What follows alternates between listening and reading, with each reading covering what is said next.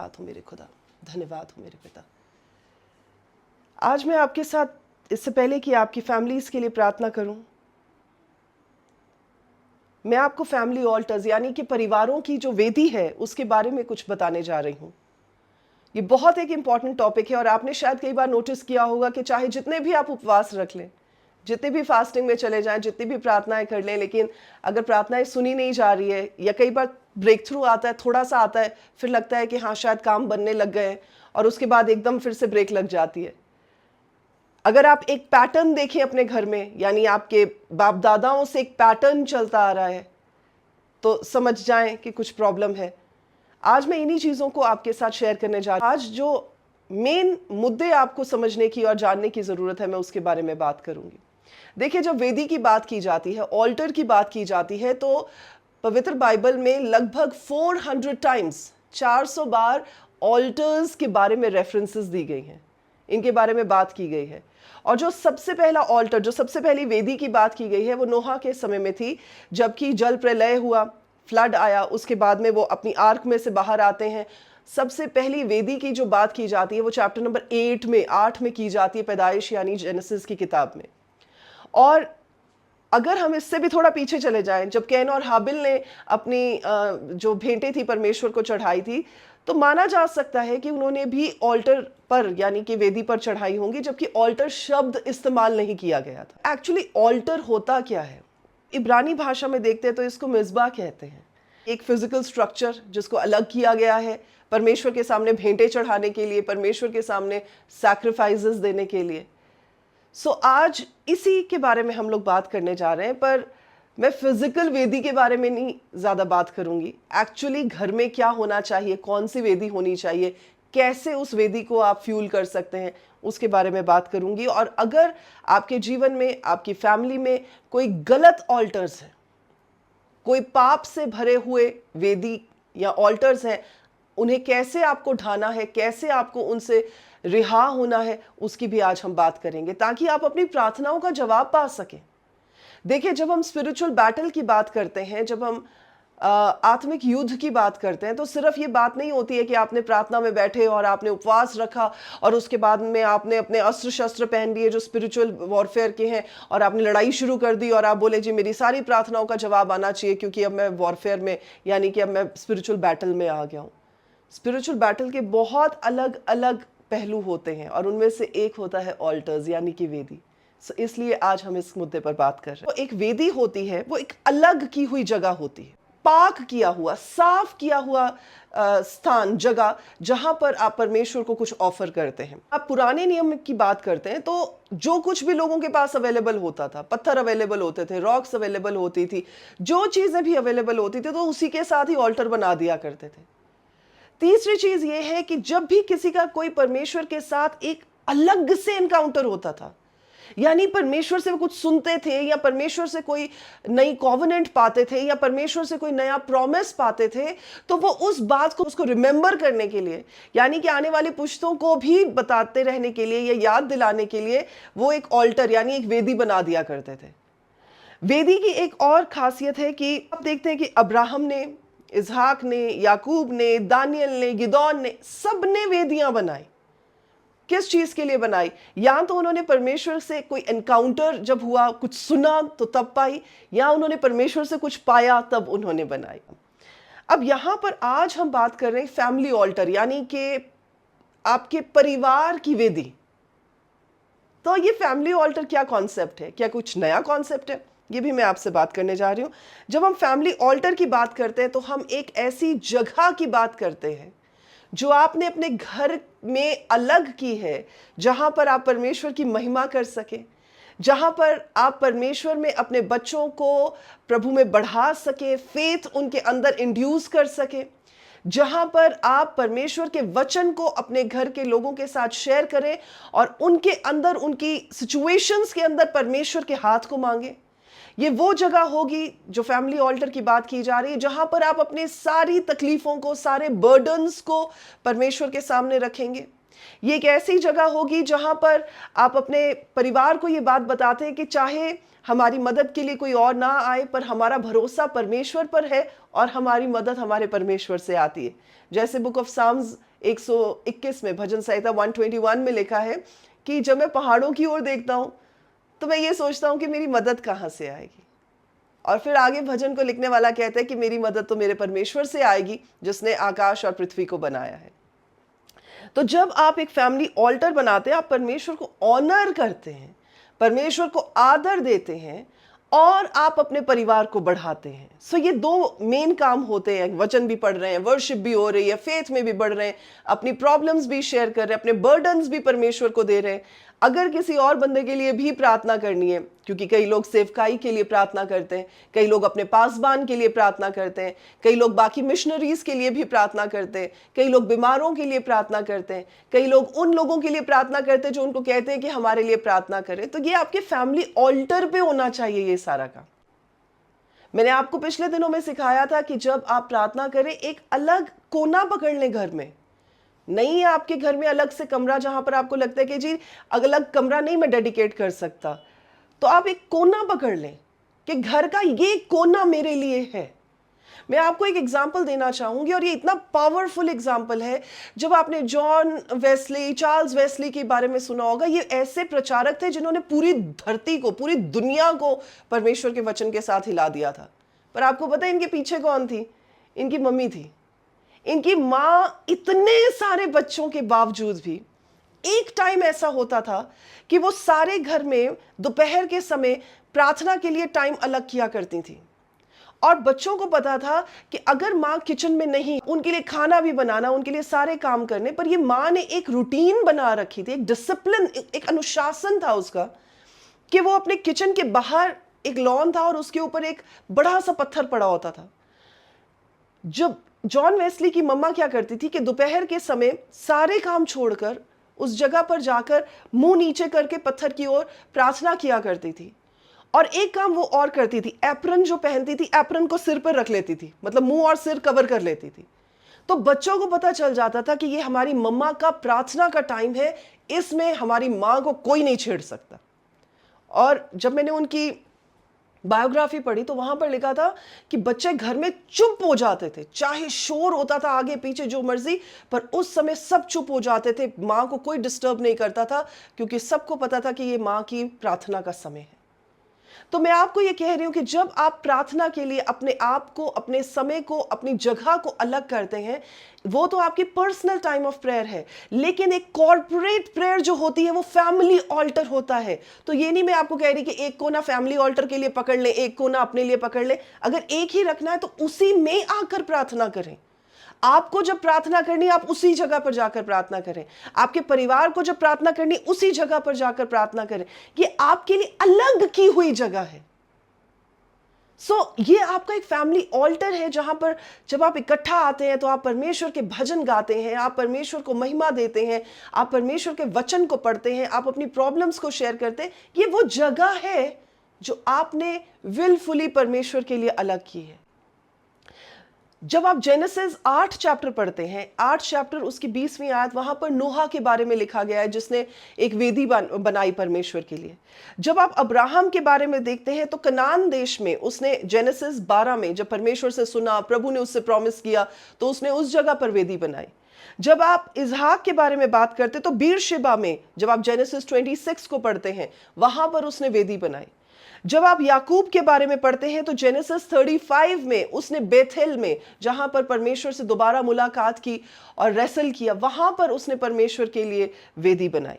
जब आप मूसा की बात करते हैं तो उसने सिने पर्वत पर परमेश्वर के लिए वेदी बनाई, जो कि आप चैप्टर नंबर 24 में, एक्सोडस यानी कि निर्गमन की किताब में पढ़ सकते हैं। ऐसे ही जोशुआ ने, गिदौन ने, शमूएल ने, दाऊद ने, इन सबों ने वेदी बनाई। और एलिया ने क्या किया? जो वेदी ढह गई थी उसको दोबारा से रिपेयर किया, रीबिल्ड किया। मेरे अजीजों, दो बातें हैं। अगर तो आपके घर में परमेश्वर के प्रार्थना की वेदी है तो प्रभु का बहुत धन्यवाद हो, यानी कि आप सारे कलेक्टिवली एज अ फैमिली इकट्ठा आते हैं और प्रभु की महिमा करते हैं उस समय में, उस जगह पर। और अगर नहीं है तो आपको उस वेदी को रिपेयर करने की जरूरत है। अगर आप ये सोच रहे हैं कि पास्टर नीतू क्या फर्क पड़ता है, जी बिल्कुल फर्क पड़ता है। आपकी जीत और आपके हार के बीच ये वेदी ही है जो आपको जीत और हार के बीच का डिफरेंस जो है दिखा सकती। जब गिदोन ने परमेश्वर से पहली बार वचन पाया था, जब उसने प्रभु की आवाज को सुना था, तो उसने क्या किया? उसने याहवे खुदावन के लिए एक वेदी तैयार की। अब उसने सिर्फ एक वेदी सच्चे जीवित परमेश्वर के लिए ही नहीं तैयार की, उसे पता था कि उसके पिता के घराने में भी एक वेदी है जो कि बाल की वेदी थी, जो कि सच्चे जीवित परमेश्वर की नहीं थी वेदी। तो उसने उस मिज़बा को क्या किया? उसने उसे तोड़ दिया, उसे ढा दिया। यानी कि आप अपने घर की वेदी बना भी सकते हैं, और जो वेदी आपको पीछे खींचती है, जो परमेश्वर की वेदी नहीं है, जो आपके घर में कर्सेस को, श्रापों को, उन सारी ब्लड लाइन के साथ जुड़ी हुई चीजों को जो सही नहीं थी लाती है, उन वेदियों को आप ब्रेक भी कर सकते हैं, ढा भी सकते हैं प्रभु यीशु के नाम में। होता क्या है कि जब आप परमेश्वर के लिए वेदी बनाते हैं, तो जब तक आपने पुरानी वेदी को ढाया नहीं होगा, तो कहीं ना कहीं उसका भी असर दिखाई देता रहेगा। तो आप बोले जी हम तो बड़ी प्रार्थना करते हैं, हम तो बहुत परमेश्वर के साथ समय बिताते हैं, फिर क्यों नहीं काम हो रहे? इसलिए नहीं हो रहे क्योंकि हो सकता है कि अभी पहली वाली जो पिछली जनरेशन से चलती हुई वेदी है, उस वेदी को, उन वेदियों को आपने नहीं तोड़ा है। आपको पता है आप वेदी पर क्या करते हैं? डू यू नो आप क्या करते हैं ऑल्टर पे? आप ऑल्टर पर खड़े होकर प्रोफेसीज करते हैं। रेबेका के परिवार ने उस पर ऑल्टर बनाकर प्रोफेसीज की थी जब वो इसहाक के लिए मांगी गई थी, और उससे पूछा गया कि तू जाना चाहेगी, इस लड़के के लिए जाना चाहेगी? उसने कहा हाँ। तो उसके परिवार ने उसको प्रोफेटिकली रिलीज किया, उन्होंने वेदी बनाकर उसके ऊपर परमेश्वर में आशीषें बोली। यही काम आप अपने परिवार में करते हैं जब आप वेदी के ऊपर परमेश्वर की घोषणाएं करते हैं। क्या मैं किसी से बात कर रही हूं? क्या किसी को समझ आ रही है? परमेश्वर में आपको इन वेदियों को बनाना, और जो वेदियां प्रभु की नहीं उन्हें ढाना आना चाहिए। सो आप दोनों कश्तियों में सवार होकर नहीं चल सकते कि प्रभु की कश्ती में भी और साथ में वो पिछले वाला भी बैगेज जो है उसको खींचते चले जाए। होगा पता क्या? अगर वो वेदी परमेश्वर की वेदी नहीं है, अगर वो वेदी किसी और चीज की वेदी है, उन डिक्लेरेशंस की वेदी है जो प्रभु की नहीं है, उन घोषणाओं की वेदी है जो परमेश्वर की नहीं है, उन मन्नतों की, उन बातों की, उन लानतों की वेदी है जो आपके साथ जुड़ी तो हुई है जस्ट बिकॉज वो ब्लड लाइन के थ्रू आई है, पर अब आप उसका हिस्सा नहीं है। उसमें पता क्या होता है कि आप जितनी मर्जी दूर अपनी गाड़ी ले जाएं, पर आपकी गाड़ी ज्यादा दूर तक नहीं जा सकेगी। क्यों? क्योंकि वो तो एक मोटी जंजीर के साथ जुड़ी हुई है जो आपको फिर वापस खींच लेती है। तो आप चाहे जितना मर्जी एक्सेलरेटर देकर आगे बढ़े, वो फिर वहीं की वहीं आपको ले आएगी। क्यों? क्योंकि वो जंजीर आपको आगे बढ़ने ही नहीं देगी। आज जो मैं बात कर रही हूं वो ये ही है कि आपको परमेश्वर के लिए वेदी अपने घर में बनानी है, और जो वेदी प्रभु की नहीं है उस वेदी को हटाना है, जैसे गिदोन ने हटाया। जो मिडियनाइट्स थे, मिद्यानियों को हराने के लिए परमेश्वर ने एक ऐसे छोटे से लो, जो अपने बारे में इंफीरियर कॉम्प्लेक्स के साथ भरा हुआ इंसान था, जो डरा हुआ कवर्ड इंसान था, डरपोक इंसान था, उसको इस्तेमाल कर लिया परमेश्वर ने। ऐसे तो नहीं जाके एकदम बंधन टूट गए, बंधन तोड़ने पड़ते हैं ताकि आप जीत की ओर जा सके। तो अगर आप इसी साइकिल को देख रहे हैं कि थोड़ा सा आगे बढ़ते और फिर पीछे चले जाते हैं, थोड़ा सा आगे बढ़ने की कोशिश करते और फिर कुछ पीछे खींच लेता, तो यही वो कमी है जहां पर आपको चीजें ठीक करने की जरूरत है। इसीलिए शायद आज आप इस वचन को सुन रहे हैं, इसीलिए शायद आज आप हमारे साथ ऑनलाइन आए हैं। हो सकता था कि आपको कभी भी इस बारे में पता ही ना चलता। प्रभु का वचन बताता है कि प्रभु कहते हैं मेरी प्रजा ज्ञान ना होने की वजह से नाश हो जाती है, because of the lack of knowledge, ignorance. उसकी वजह से परमेश्वर कहते हैं कि प्रभु के लोग क्या करते हैं, वो खराब हो जाते हैं, उनकी लाइफ जो है वो खराब हो जाती। जब आप ड्यूटरोनॉमी को पढ़ते हैं, व्यवस्था विवरण को पढ़ते हैं, उसके चैप्टर नंबर 11 को जरूर पढ़िएगा, उसकी 18 से लेकर 21 आयत तक। ड्यूटरोनॉमी, व्यवस्था विवरण, इसका 11 चैप्टर, उसकी 18 से लेकर 21 वचन तक जरूर पढ़िएगा। यहां पर बात की गई है पेरेंट्स की कि आपको अपने बच्चों को वचन कैसे सिखाना है। लेकिन उठते बैठते चलते फिरते लेटते, मतलब हर कहीं आप वचन को जो है अपने बच्चों की लाइफ में इंड्यूस करते हैं। क्या कर रहे हैं आप? वो कहते हैं जी माथे पे भी लिख लो, हाथ में भी लिख लो, पट्टियां रख लो बना के, पट्टियां मतलब कि लिख के रख लो कि परमेश्वर के वचन को। ये क्या हो रहा है? ये अपने बच्चों में, ये अगली जनरेशन में परमेश्वर के वचन को, परमेश्वर के उस ऑल्टर को बिल्ड करके और उसको मजबूत करके बनाने की बात की जा रही है। आप सोसाइटी को कैसे बनाएंगे? पहले आप अपने घर को बनाएंगे ना। आप ये नहीं कहेंगे ना कि मैं दुनिया को जीत लूं, अपना घर रहने दूं। आप अपने घर से शुरुआत करते हैं और शुरुआत होती है फैमिली ऑल्टर से। अगर आज तक आपने घर पर ऐसे जगह अलग करके इकट्ठे प्रार्थनाएं करना नहीं शुरू किया तो आज से शुरू कर दें। अगर अभी तक आप ये कहते हैं कि नहीं सब लोग इकट्ठा ही नहीं हो पाते, तो जिस समय भी इकट्ठा हो पाते हैं, सुबह शाम आधी रात को, कभी तो इकट्ठा हो पाते होंगे। जितने भी लोग इकट्ठा हो पाते हैं तो होके परमेश्वर के साथ कनेक्ट हो एट अ डीपर लेवल। और जब आप परमेश्वर की वेदी को बनाएंगे तब आप अपने जनरेशनल कर्सेस को, उन श्रापों को जो आप पिछली पीढ़ियों से लेकर आए हैं, उनको तोड़ने पाएंगे। और ये श्राप ऐसा नहीं होता एक बार आपने तोड़ दिया जी खत्म हो गए। क्यों? क्योंकि ऑल्टर ही नहीं तोड़े। तो बार बार उन दुष्ट आत्माओं को, उन बदरूहों को मौका मिलता है आने का। क्यों? क्योंकि उनका अभी भी कुछ तो है ना आपकी लाइफ में। आप ये सोच के बैठ जाते हैं कि जी मैंने तो सब कुछ फ्री कर दिया, मैंने तो हर चीज से हाथ धो लिए, मैं तो प्रभु यीशु के लहू से धुला हुआ हूं, अब मुझे, मेरे परिवार को ये चीजें छू नहीं सकती। कैसे नहीं छू सकती? उनका सामान आपके घर में पड़ा हुआ है। एक बार वो वापस जाएंगी, फिर वापस मुड़कर आएंगी देखने के लिए कि क्या है, और आपके घर में वो चीज है। घर मतलब कि वो ऑल्टर जो टूटने की जरूरत थी वो आज तक नहीं टूटे हैं। सो आपको उन्हें तोड़ने की जरूरत है। अगर आप ये कहते हैं कि पास्टर नीतू हमारे घर में हम अकेले विश्वासी हैं, तो कोई बात नहीं, अपने से शुरुआत करें और इस वचन के साथ शुरुआत करें कि प्रभु आपका वचन कहता है कि तू विश्वास कर, तू बचाया जाएगा और तेरा घराना बचाया जाएगा। मैंने 5 साल अपने परिवार के लिए ऐसे प्रार्थना की है। 5 years। जब मैं प्रभु में आई थी तो मेरे परिवार में कोई भी प्रभु में नहीं आया था, और मैं 5 साल सिर्फ यही वचन पकड़ लिया था मैंने कि प्रभु आपका वचन कहता है, लिखा है तेरे विश्वास के द्वारा तेरा घराना उद्धार पाएगा। प्रभु मेरा विश्वास, आपने मुझे बचाया, अब मेरे विश्वास के द्वारा मेरे घराने को बचाए। मैं परमेश्वर के पीछे पड़ गई थी इस वचन के साथ कि लिखा है। तो प्रभु लिखा हुआ वचन झूठ नहीं हो सकता। 5 साल के बाद परमेश्वर ने उस प्रार्थना का जवाब दिया। आज मैं आपको भी कहूंगी, do not give up. If you are the only believer, अगर आप अकेले विश्वासी भी है ना अपने घर में, डू नॉट गिव अप। और अगर आप अकेले विश्वासी हैं, जैसे लास्ट टाइम मैंने कहा था आपको कि लिखा है कि कमरे में जा, अकेले में प्रार्थना कर, वो आपका ऑल्टर है, वो आपका पर्सनल ऑल्टर है। वहां जाके प्रोफेसाई करें। ऑल्टर क्या है? घोषणा करूंगा परमेश्वर के नाम में, वचन के साथ घोषणाएं करें। सबसे पहले ये बात, वेदी आपको आपके और परमेश्वर के रिलेशनशिप को जोड़ने का एक मौका होती है।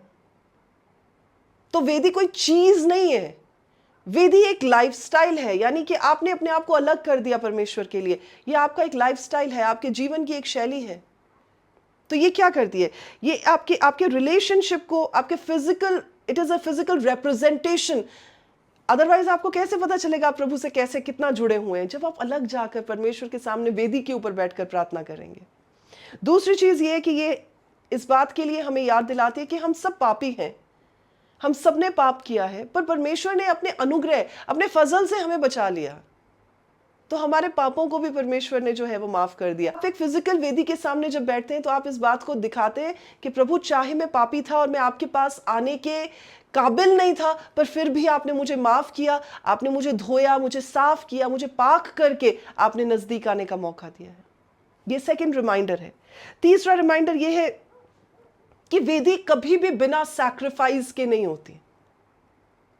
अभी हम बात करते हैं कि वर्शिप करें। वर्शिप क्या होती है? वर्शिप आपकी सैक्रिफाइस होती है, आपकी ऑफरिंग होती है जो आप चढ़ाते हैं। कुछ सैक्रिफाइस करना पड़ता है, अपना टाइम सैक्रिफाइस करना पड़ता है, टीवी के ड्रामास को सैक्रिफाइस करना पड़ता है, और भी जिन चीजों के ऊपर आप टाइम बर्बाद करते हैं उसको सैक्रिफाइस करना पड़ता है। वो आपकी ऑफरिंग है परमेश्वर के लिए। तो कभी भी वेदी बिना सैक्रिफाइस के, बिना ऑफरिंग के नहीं होती है। और चौथी चीज ये हमें रिमाइंड कराती है कि हमें वाकई में एक ऐसे परमेश्वर की जरूरत है, उद्धार देने वाले परमेश्वर की, सैल्वेशन देने वाले सेवियर की जरूरत है जो हमें बचा सके। गिदोन से हम क्या सीख सकते हैं कि अपने जीवन में इस चीज को देखिए कि मैंने कौन सी चीज को अपनी वेदी बना रखा है। क्या मैं परमेश्वर की वेदी के ऊपर टाइम स्पेंड करता हूं या मैं कोई और वेदियां बनाकर बैठा हूं अपने जीवन में। जो चीज प्रभु की नहीं है, जो प्रभु के लिए नहीं है, उसे ढा दे, उस वेदी को ही ढा दे। ये वो ऑल्टर्स हैं जिनकी हम फिजिकल ऑल्टर्स की बात कर रहे हैं, पर अब परमेश्वर का वचन क्या कहता है? हमारा मन ही जो है ना, that is the best offering. हमारा जो जीवन है वो बेस्ट सैक्रिफाइस है जो हम परमेश्वर के सामने ऑल्टर पर चढ़ा सकते हैं। आपके साथ कुछ ऐसे स्टेप्स शेयर करने जा रही हूं कि जो प्रभु की वेदी नहीं है। अब मुद्दा मेन ये है, तो इतनी सारी जो मैंने बात आपको की है, बताई है, मैंने आपको फाउंडेशन ले कर दी है ताकि अब आप एक्चुअल मुद्दे पर आ सके कि करना क्या है।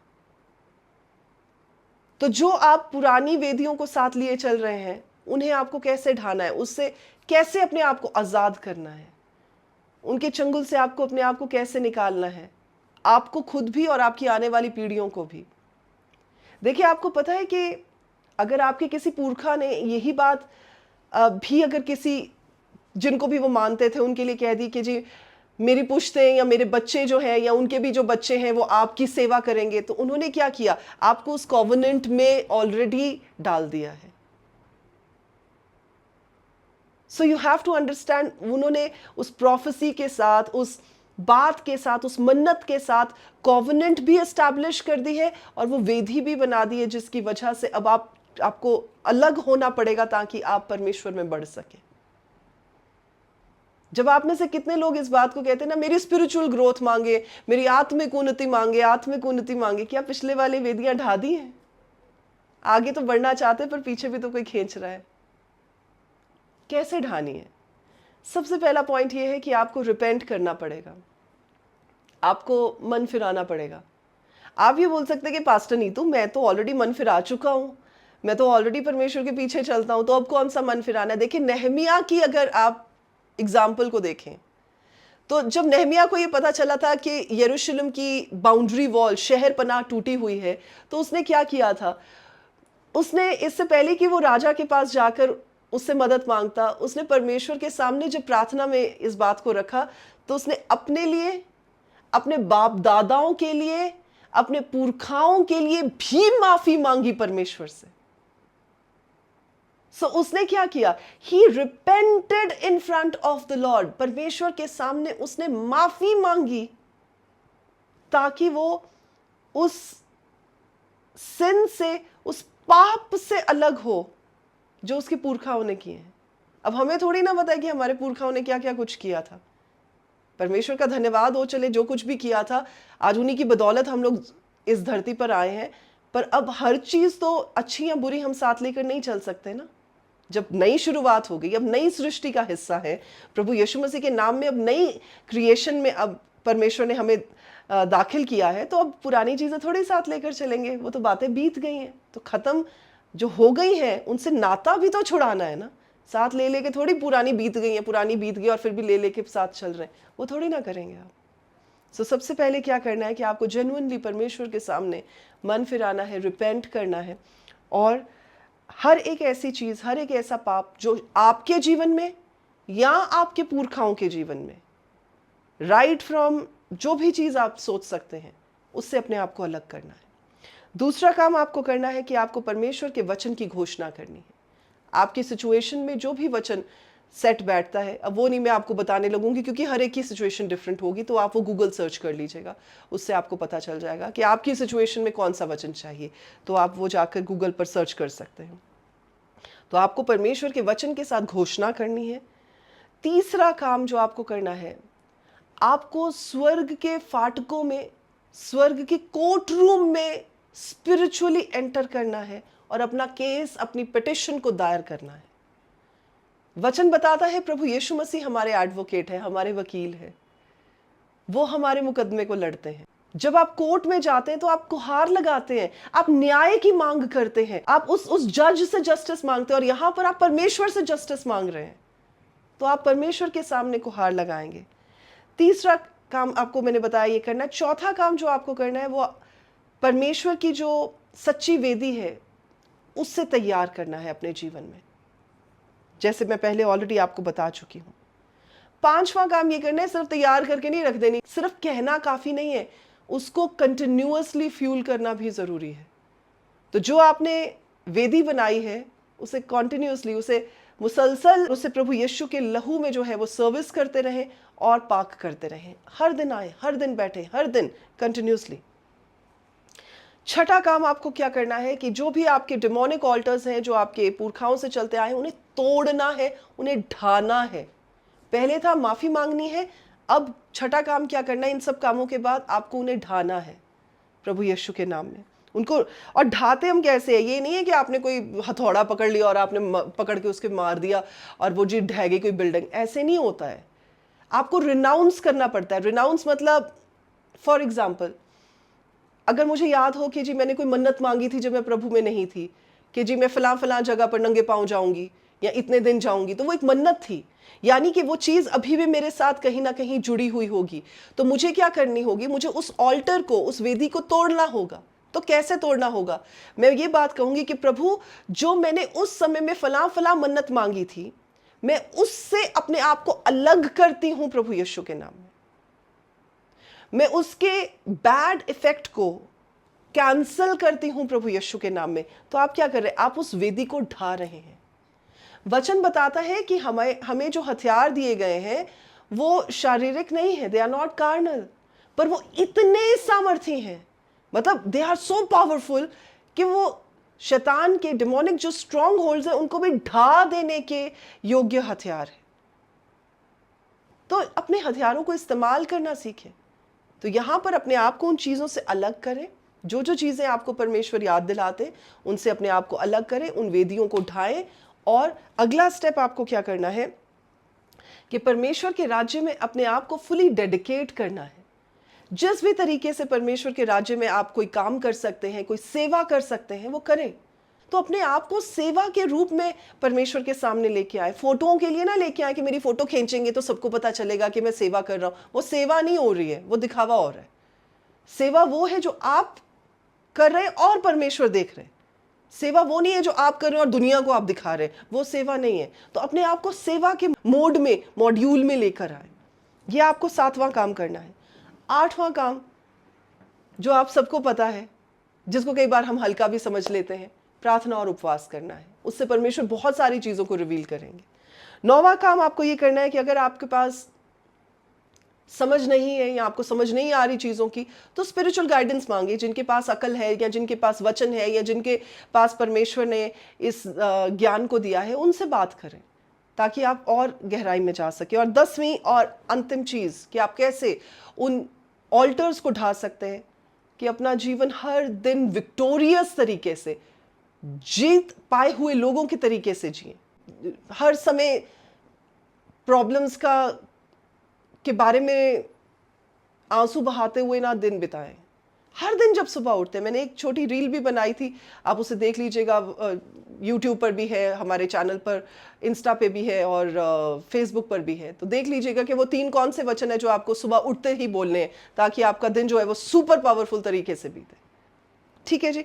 तो 10वां जो पॉइंट है वो ये है कि अपने आप को परमेश्वर में हर दिन जीते हुए इंसान की तरह अपने जीवन को बिताएं और हर दिन उस जीत को हासिल करके आगे बढ़ें। तो उससे भी आप वो पुरानी वेदियों को तोड़ देंगे। सो ये 10 पॉइंट्स को आप याद रखें। अगर आपने लिख लिए हैं तो प्रभु का धन्यवाद है। तो आज मेरी आपके लिए यही प्रार्थना है कि आप परमेश्वर के सच्ची वेदी पर अपने आप को, अपने मन को चढ़ा सकें और आप अपने पुरानी वेदियों से जो प्रभु की नहीं है उनसे अपने नाते को तोड़कर अपनी जीत को, अपनी फतेह को विटनेस भी कर सकें और उसमें जी भी सकें।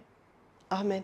सो आज मैं आपकी फैमिलीज के लिए भी प्रार्थना करूंगी और आपको जो चीजें सिखाई हैं उन पे आप भी अपने लिए प्रार्थना कीजिएगा। जी मेरे परमेश्वर, आज मेरी प्रार्थना है मेरे राजा।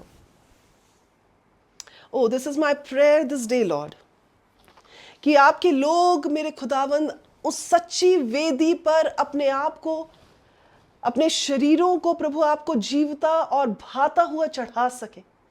प्रभु वो वेदी जो आपके लिए अलग की गई है, वो वेदी जो आपके लिए पाक की गई है, वो वेदी जिस पर मेरे परमेश्वर आपके लोग आकर आपसे अपने दुखों को साझे कर सके, मेरी प्रार्थना है कि आज से वो उस वेदी को बनाने वाले ठहरे। और पवित्र आत्मा प्रभु आप इस वेदी को बनाने में अपने लोगों की मदद करें, उनके मददगार हो जाए।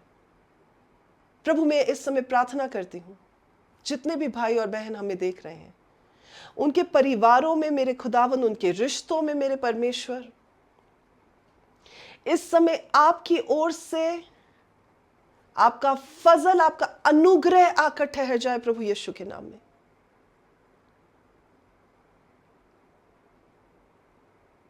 भाइयों भाइयों की अनबन प्रभु यीशु के नाम से दूर हो, वो अनबन प्रभु के नाम में उनके रिश्ते को एक बार फिर से प्रभु जी आप रिकंसाइल करें।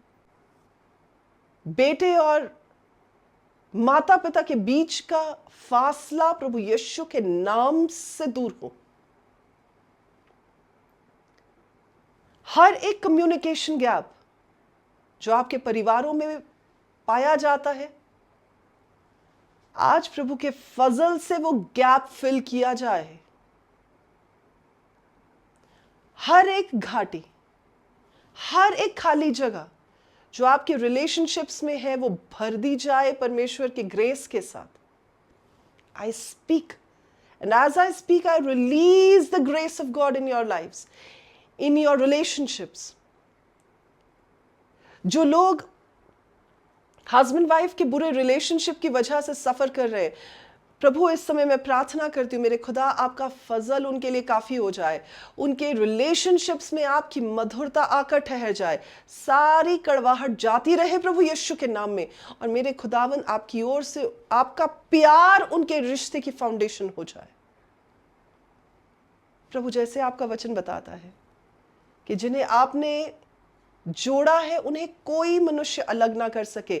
अगर उनमें से कोई भी ऐसे जन है जिनका डिवोर्स केस चल रहा है, तलाक तक की नौबत आ गई है और आप नहीं चाहते कि तलाक हो, तो मैं प्रभु यीशु के नाम से आपके तलाक को खारिज करती हूं, कैंसल करती हूं। उस अथॉरिटी को इस्तेमाल करते हुए जो मुझे परमेश्वर ने आप अपने सर्वेंट होने की अथॉरिटी दी है, अपनी बेटी होने की अथॉरिटी दी है, उस अथॉरिटी को मैं इस्तेमाल करती हूं और आपके डिवोर्स को खारिज और कैंसल करती हूं प्रभु यीशु के नाम में। और अगर आपके कोर्ट में केस भी चल रहा है डिवोर्स का, तो वो भी प्रभु यीशु के नाम से कैंसल हो जाए और हस्बैंड और वाइफ परमेश्वर के प्यार में एक कर दिए जाएं। I speak it in the name of Yeshu. प्रभु जी इस समय मैं उन सारे रिलेशनशिप्स को आपके सामने लेकर आती हूं जहां पर जवान बच्चे अपने पेरेंट्स के कहने से बाहर है। उनके जीवन में काम कर रही स्पिरिट ऑफ डिसओबीडियंस को, अनाज्ञाकारिता की दुष्टात्मा को हम बांधते हैं प्रभु यीशु के नाम में और इन बच्चों के जीवन से अलग होने का हुक्म देते हैं। प्रभु जी मेरी प्रार्थना है कि आज जितने भी सुनने वाले कान हैं, उनके परिवारों में, उनके रिश्तों में सारी कठिनाइयां जो दिखाई दे रही हैं, वो एक एक करके सॉल्यूशन में तब्दील हो जाए मेरे खुदा। आपने हमारी प्रार्थना को सुन लिया मेरे खुदा, उसके लिए आपका धन्यवाद देते हैं। प्रभु माँ बाप के रिलेशनशिप को, पति पत्नी के रिलेशनशिप को, बच्चों के, सिबलिंग्स के, बहन भाइयों के रिलेशनशिप को आपकी ओर से मधुर होने के लिए प्रार्थना करते हैं। सास बहू के रिलेशनशिप को प्रभु आपकी ओर से प्यार के साथ भरने के लिए प्रार्थना करते हैं। इन लॉज के साथ रिलेशनशिप को प्रभु यीशु के नाम में मेरे खुदा बहाल होने के लिए प्रार्थना करते हैं और आपका धन्यवाद देते हैं। सारी बातों में मेरे पिता आप ही के नाम को ऊंचा करते हुए, प्रभु यीशु के नाम को महिमा देते हुए, इस प्रार्थना को पवित्र आत्मा की सामर्थ से बहुत ही विश्वास के साथ अपने उद्धारकर्ता प्रभु यीशु मसीह नासरी के जीवित जिंदा नाम में होकर मांग लेते हैं। और प्रभु के सब लोग जो विश्वास करते हैं हाथों को उठाएंगे और कहेंगे आमीन।